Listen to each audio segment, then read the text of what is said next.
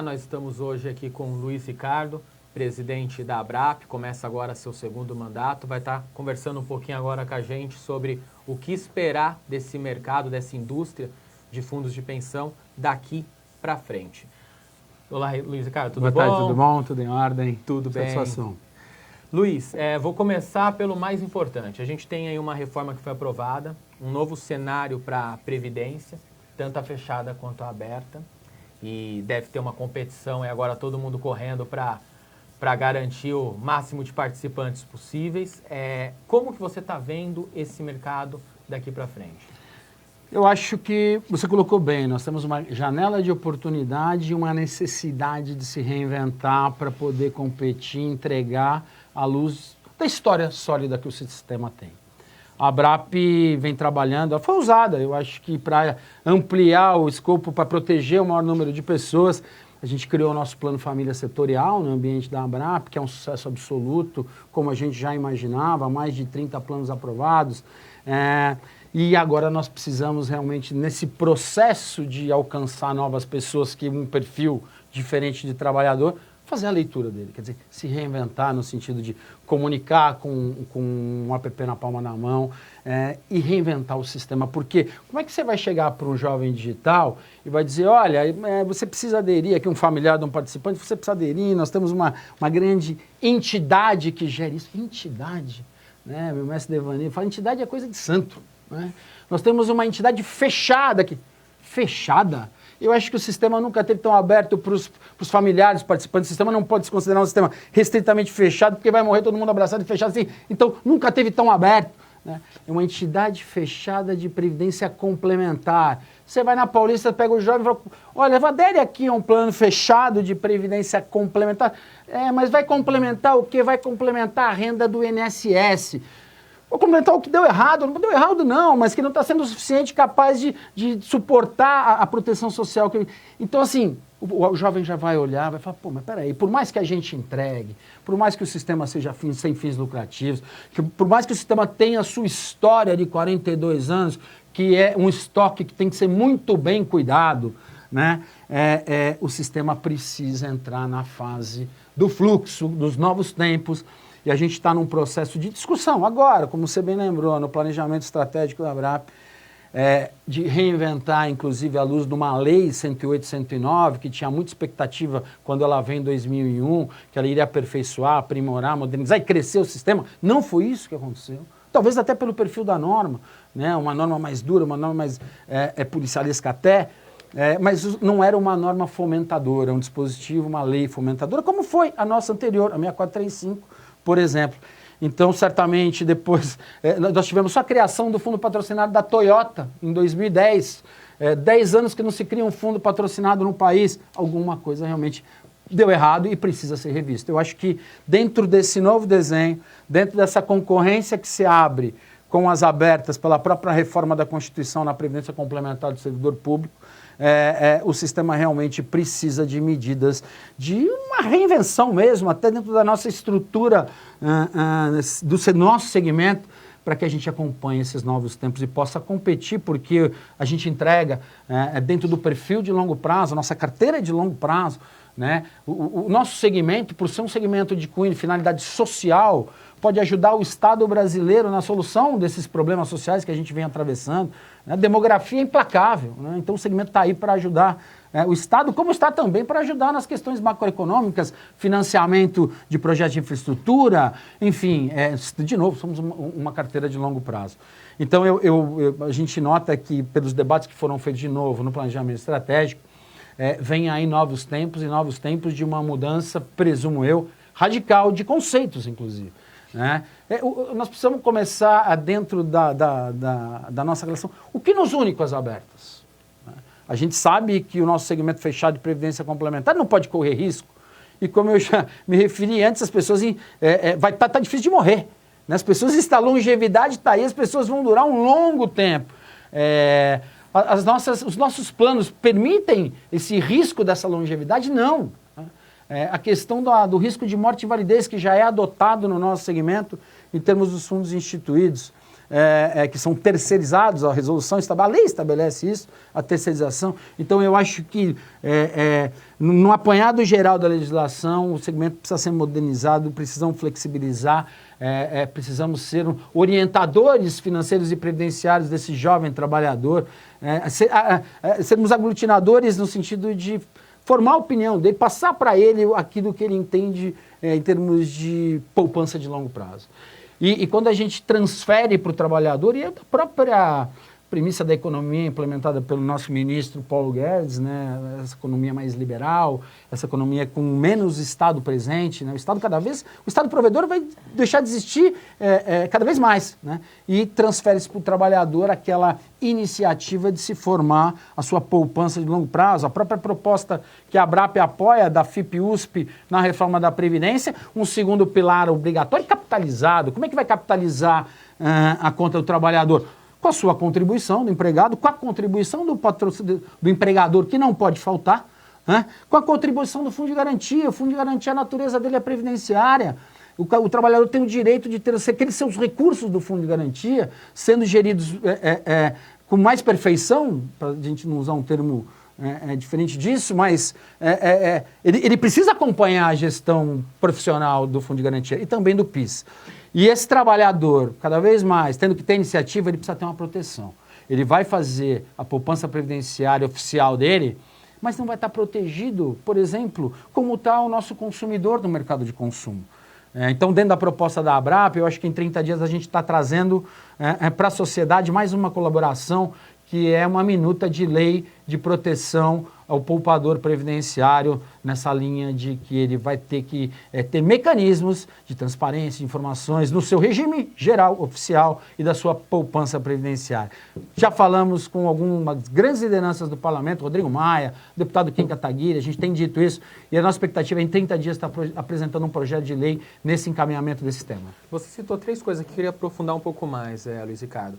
Por mais que a gente entrega, paga pensão em dia, é um mercado que é uma indústria que entrega.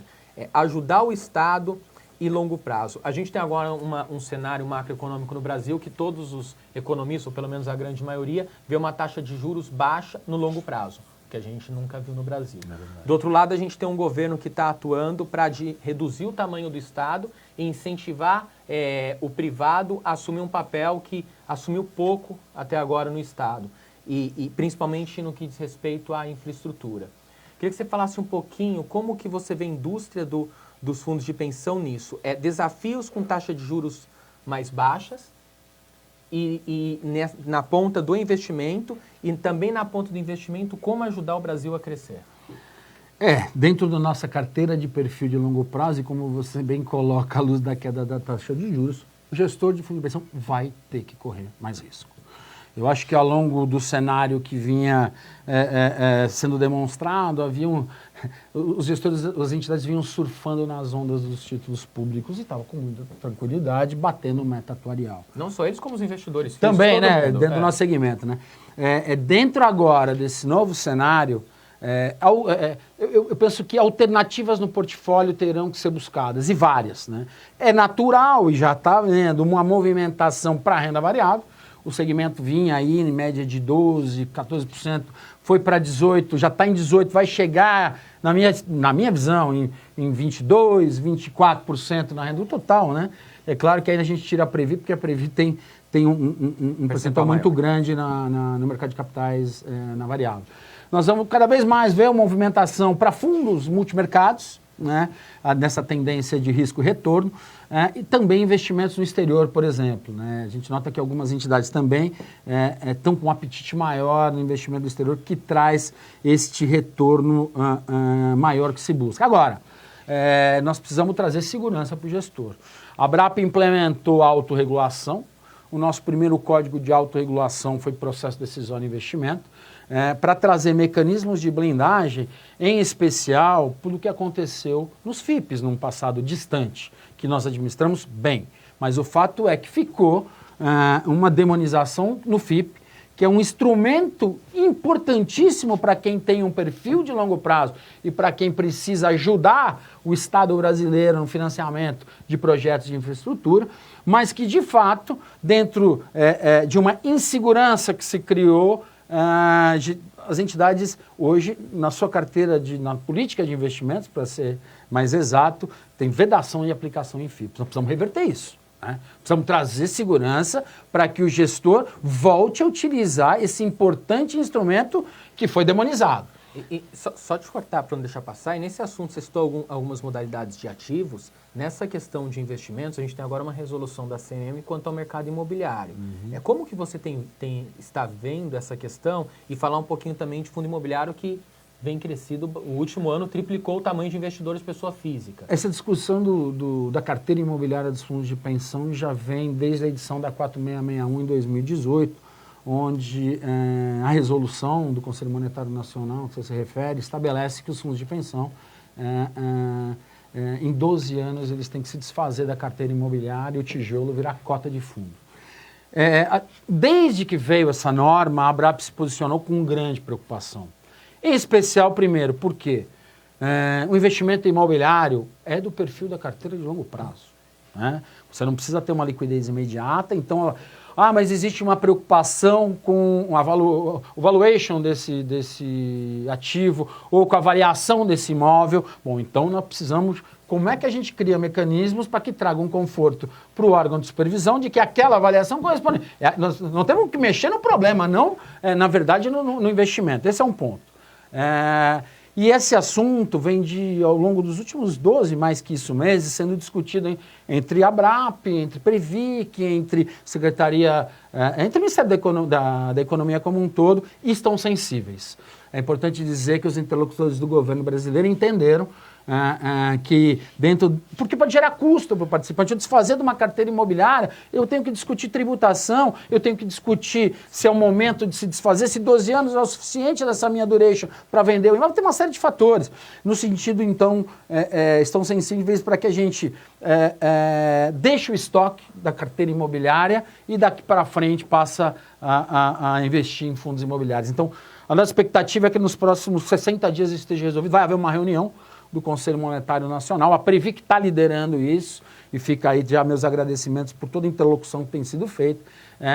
Então a carteira imobiliária nesse sentido vem sendo cuidada, inclusive tem um GT constituído no âmbito da ABRAP com as grandes lideranças das grandes entidades na área de investimentos e com propostas efetivas para o FIP, que eu já me referi, com propostas efetivas para a carteira imobiliária, para aumentar a possibilidade de investimento no exterior. Enfim, isso tudo a gente vem apresentando e discutindo com a Previc, e nossa expectativa é realmente ter alternativas para que a gente possa, nessa carteira de longo prazo, buscar o melhor investimento que dê o retorno desejado.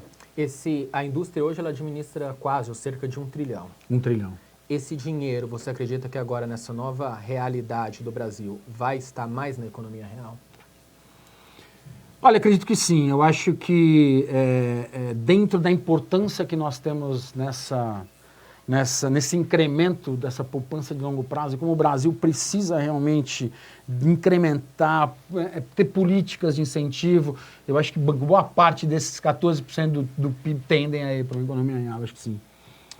Tá ok, Luiz. Você quer colocar mais alguma coisa que você acha importante? Não, eu acho importante dentro desse cenário que a gente fala de investimento, que a gente fala de alternativas de investimento, a gente ter um segmento ultra profissional. E isso a gente está investindo muito. Os grandes profissionais hoje estão no nosso segmento, estamos buscando uma capacitação cada vez maior, oferecer uma capacitação cada vez maior.